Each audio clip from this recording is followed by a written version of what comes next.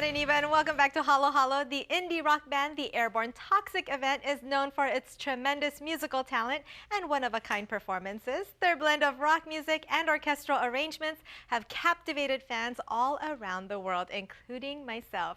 Cindy J. Lee recently caught up with frontman Mikel Jollett and guitar and keyboardist Steven Chen to talk new music, musical genres, and internal monologues. Check it out.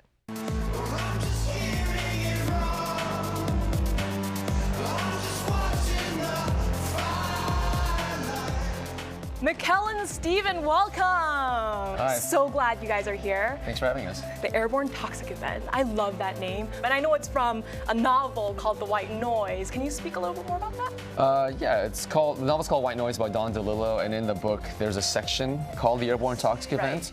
And in it, there's like this disaster, there's a train derailment, and it releases like a toxic cloud. And it makes the main character really realize that he may die one day, but it's kind of absurd because he doesn't know if he's going to die tomorrow or in 30 years. So it's basically this thing that vitalizes his life and makes him ask all these questions about mortality. And it's kind of the band was born out of a similar idea. So you guys just came out with 2 albums, and it was a surprise because you guys came out with Dope Machines, and then like right after you released Songs of God and Whiskey. So why did you make that decision to do a back-to-back album? Well, I think there was a couple of reasons. The most important one was just there was all these songs, and the songs were written and done, and they didn't belong any particular place. They didn't belong on Such Hot Blood. They didn't belong on Dope Machines. And I just really wanted to play them. I just felt like, And then the second thing was I did most of Dope Machines myself, and there was this sense of I just wanted to get back in a room with these jokers and play. You know, it had been a while since we just played, and Dope Machines is a very involved piece of recording, but like a tremendous amount went into it. Was kind of like making a symphony or something. And then it sort of finished that, and then it was like, well, let's just get in a room and turn the mics on and just play some songs. So that's what Songs of God and Whiskey was, and I gotta say, it was great. It was really fun to be able to play with like these tremendous musicians again and be a band that just kind of was having a good time in a room. It's reminiscent of how we did the first record, which is very kind of, I don't know, at the time, I don't know about Mikel, but I didn't even know what we were doing exactly, so I was just like, play here, and then, you know, put a part here, maybe this can work, maybe it won't, but then before I knew it, the album was coming out, so kind of, yeah, it was reminiscent of that idea. And the sounds are very different too, with synth pop and then one's more rock and roll. Our band is all over the map. You know, we folk songs, we have rock songs, we have punk songs, we have more sort of, there's a barroom country song on the new record. You know, Dope Machines is very electronic. They're almost like electro dance songs. And I guess it's like this whole idea of genre I just think is really stupid. And you know, I don't care that much about it. There's rock and roll purists who are like, oh, if you're making something with electronic instruments, I don't want anything to do with that. It's not real music, and that's not true at all. Those people are 100% wrong about that. There's a lot of really great musicians that are purely electronic musicians. And then the idea that, you know, just plugging in and playing, you know, or unplugging and playing isn't something, obviously we all know something amazing can come from that. So I think the idea was to not be hemmed in by any kind of aesthetic dogma, but just create songs. You know, it's like you don't worry about what world it exists in, you just make it great.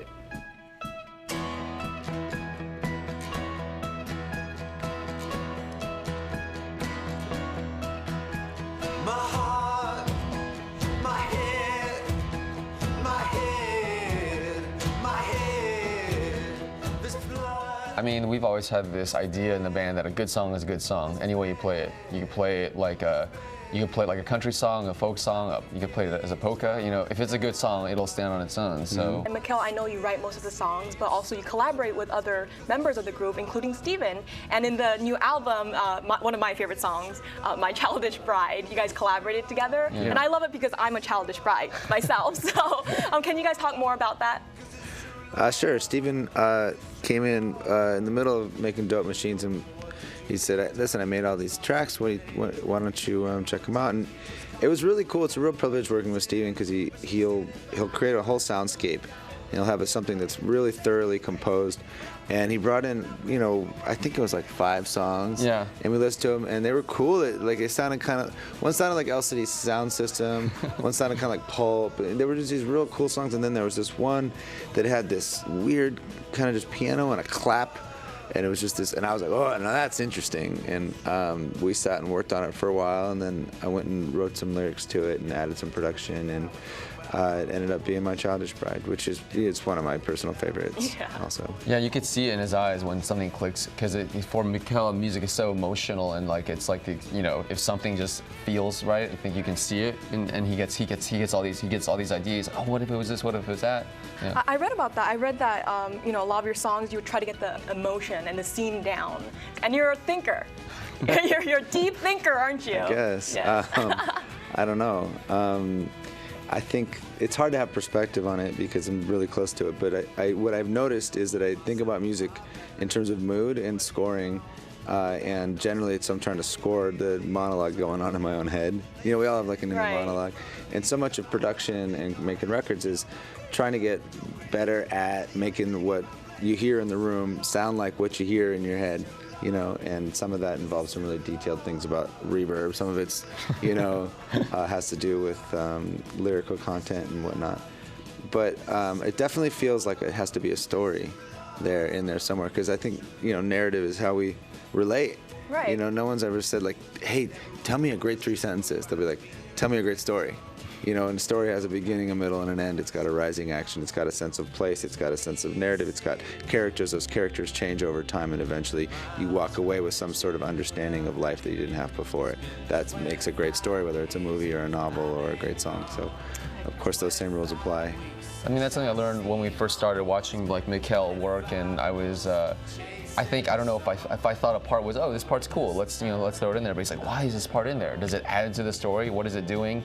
And if it's not, you take it out. And so that kind of commitment to like, if it doesn't help the story, if it doesn't help the song and the narrative, then why is it in there? So kind of helps you kind of self-edit and makes the song better ultimately. And there's a lot of that, like Steven will add parts, like we did All at Once together, which is a song on our second record, that the main there was this great part that he wrote that was, it really just makes the song. And we did another song called All I Ever Wanted that was based on a bunch of riffs that he'd written. And he has a very theatrical way of thinking about guitar in particular, but just music in general, that you feel something in the intention of what he's playing.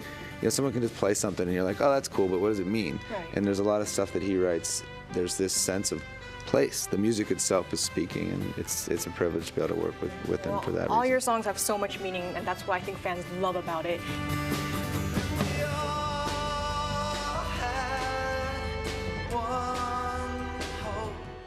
Such great guys. After the break, we've got more from the Airborne Toxic Event. Steven and Mikel talk about their upcoming tour. They also share some stories from their past visits in Asia. See you in a few.